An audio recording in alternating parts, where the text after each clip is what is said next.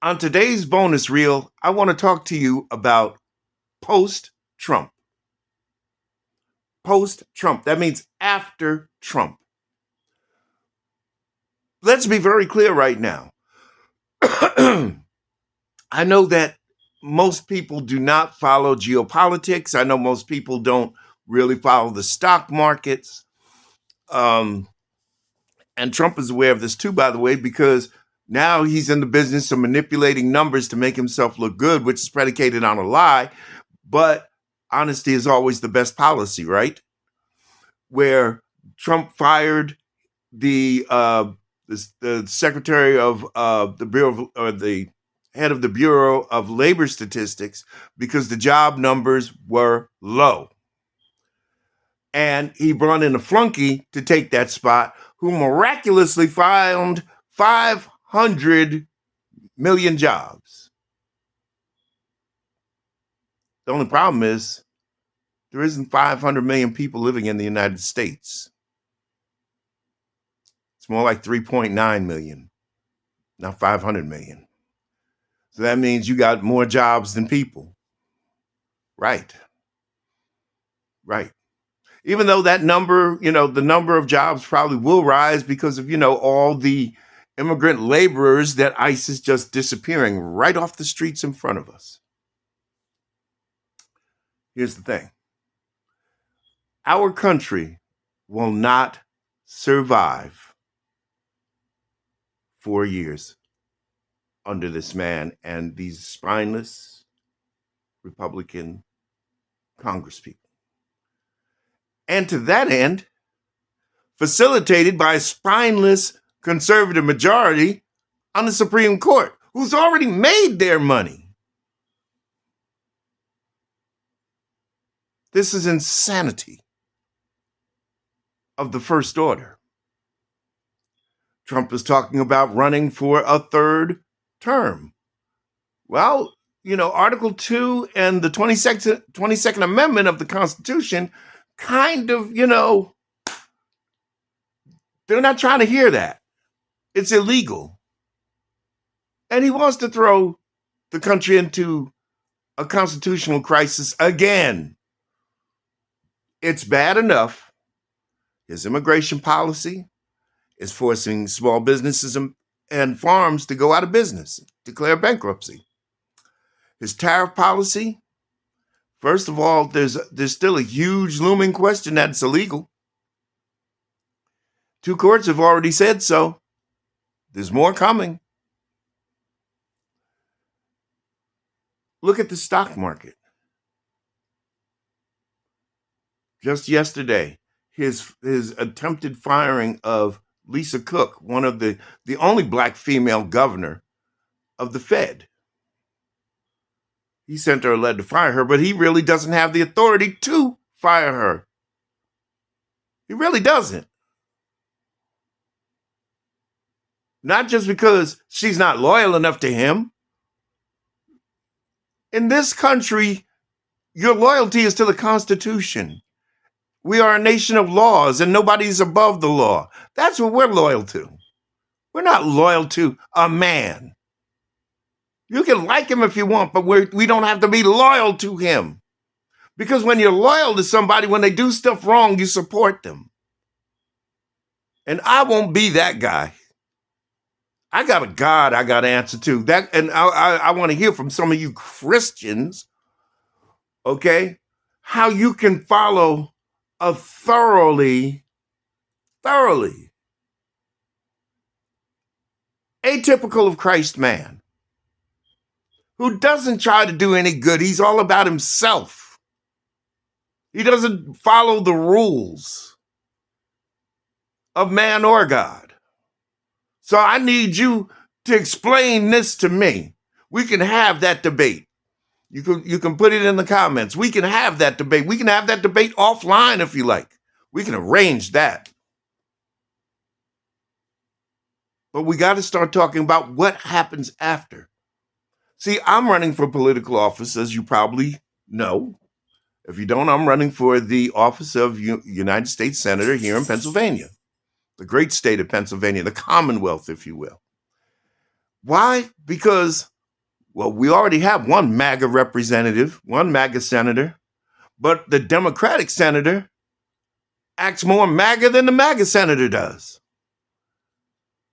He's not serving the people, which is what you get elected to do. You get elected to serve, not be served. Donald Trump thinks the people are here to serve him. He told a reporter, he said, when Kim Jong-un speaks, his people stand up and listen. I want my people to do the same thing. Really? Fuck you. Fuck you. Don't like you that much. And you frankly don't have anything intelligent to say. Donald Trump is ignoramus. He probably paid his way through Wharton, and he came out with a 1.28 GPA. 1.28. The lowest of the low has at least a 2.0. He's a dunce. And this is why this country won't survive. Guys like me, you know, I'm a guy like this. I believe that you can't bitch and moan unless you're doing something to try to better the situation. If you're not involved in it, you can't complain. If you didn't vote, you can't complain. If you didn't stand up and say, I did something, I tried to make the proper change, don't complain. But I'm trying to do it. And I'm thinking beyond Trump. This, Mr. Trump, is four-dimensional chess. Because I'm thinking about what we do beyond you after the world has been destroyed, after the country has been destroyed, after, God willing, that we don't get taken over by Putin, but after you've just totally destroyed our relationships with all our allies, after you've bankrupted all the farmers, after you've caused the Great Depression, because you know it's coming, I know it's coming, economists know it's coming, anybody that studied history know it's coming. It's just the populace doesn't realize it yet. They want to reject it in their minds. They think that everything is status quo. But you can't fool me, Mr. Trump. So I'm already thinking beyond you. Maybe, I don't think the Congress has even thought about what we do beyond you. How do we fix it?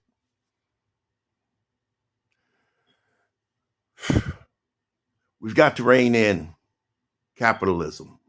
That's the first order of business. And the way we do that, number one, is we overturn Citizens United that allowed all this dark money. How in the hell can a judge say corporations are people too? Yes, corporations consist of people, but a corporation is a separate legal entity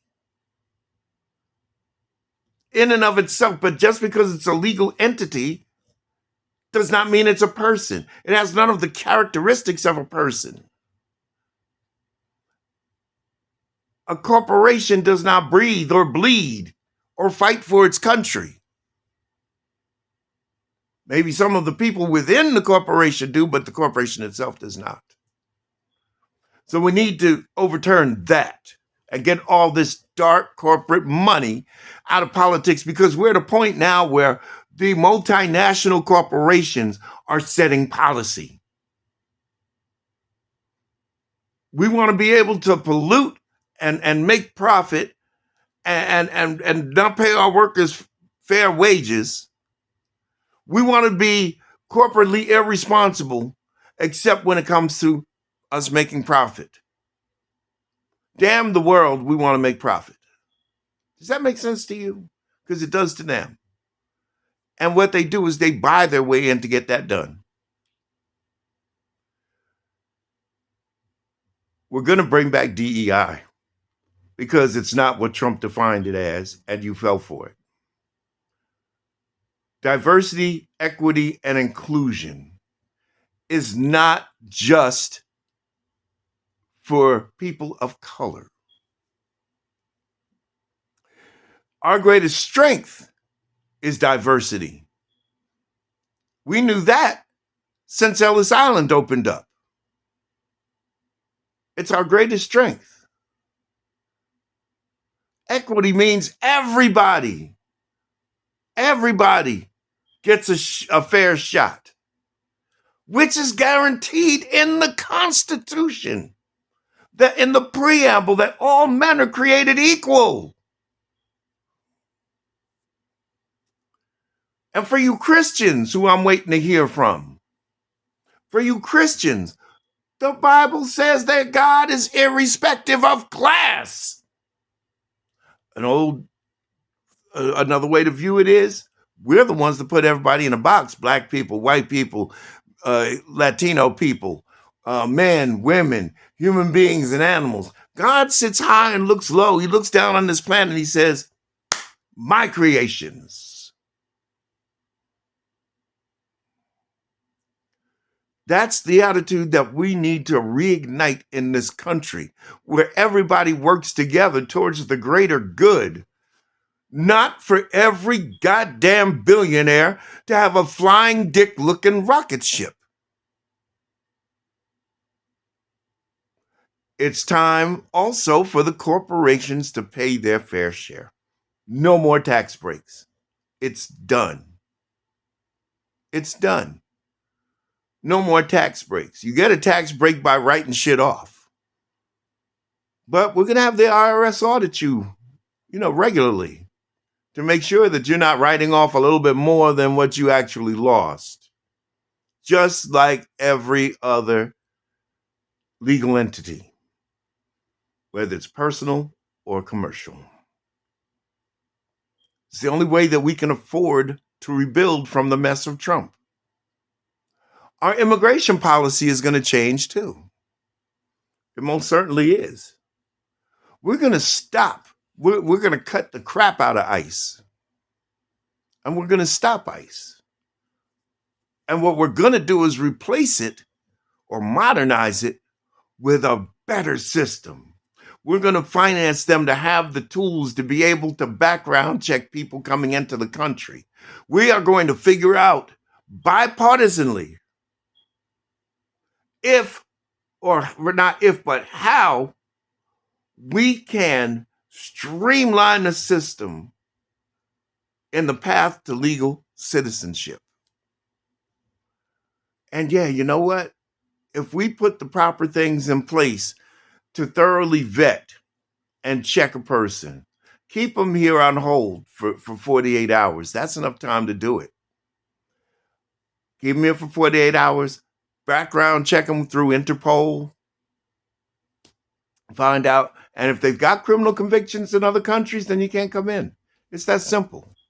But if you're a person that's trying to find a place to escape being persecuted or whatever the case, you're looking for a place where you can live and provide an opportunity for your family, yeah, we'll give you that. We can give you that. That's what we can do that for you. Because a lot of these other countries would do it for us. We never had a problem with Canada. We do now because of Trump.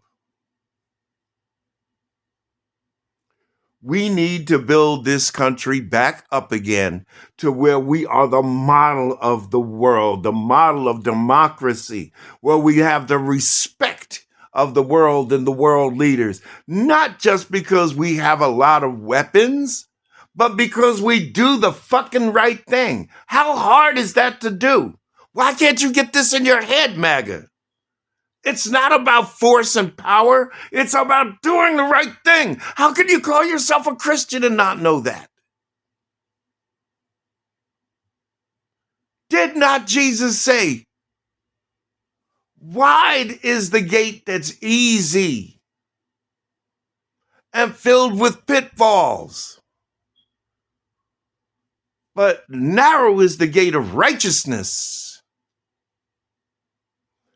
Jesus also said, it is easier for a camel to fit through the eye of a needle. And if you don't know what the eye of a needle is, I'll explain it to you. Back in the old days, and I'm sure you might have seen in movies and cartoons, entranceways looked like an ace, right? Like the ace of spades, pointed here, comes down, rolls in, drops down. That was called the eye of the needle. It was specifically designed for a camel with a pack on each side and a rider to pass through. And Jesus said, it is easier for a camel to pass through the eye of a needle than for a rich man to gain entrance into heaven because they've been corrupted. It's all about them now. And the funny thing is, when it comes down to the acquisition of wealth, once you have it, you don't spend freely. Well, you do spend freely, but your main worry is to regaining twice as much as that which you spent. That's no way to live. Where in God's name is the joy in worrying about acquiring wealth? And guess what? Everybody is going to die one day. You and I. And you know what's going to happen when we die? Our relatives are going to be fighting and going against each other because they're going to want to have everything for themselves. That's human nature. I've seen it 100 times. I am a former funeral director. I help people with estate problems as we speak, as an independent paralegal. I know how it works. I've seen it, witnessed it way too many times. And part of that reason is because times are so hard, and it's so hard living in this country. Prices going up, this and that we're always looking for money. And Trump is making it even worse. So these are just some of the ideas that I have, and a lot of people have thought about post-Trump, because that day will come. Look at those cankles of his. They're swollen up. Look at his hands. He's self-destructing from the inside. Watch his face when it gets bloated out. Sometimes that orange makeup, his thing is so messed up that orange makeup looks brown. It looks like he stuck his face in a pile of horse shit. This is congestive heart failure. He's 79. He eats like a 10-year-old. His bad cholesterol is probably off the charts because he's been doing it all of his life. Exercise, his version of exercise is riding a golf cart for 18 holes. That's not exercise. Jack LaLanne at 77 looked a hell of a lot better and younger than he does. So there is going to be a post-Trump. And J.D. Vance ain't going to be able to do it like Trump has. J.D. Vance ain't got the balls to break the law like Trump does. J.D. Vance will be controlled. And he's already unpopular. So if Trump dies, yeah, he'll get it, but he ain't going to win no election, that's for sure. Keep that in mind. Keep the faith. Because there's always going to be a better day. And this is the bonus reel.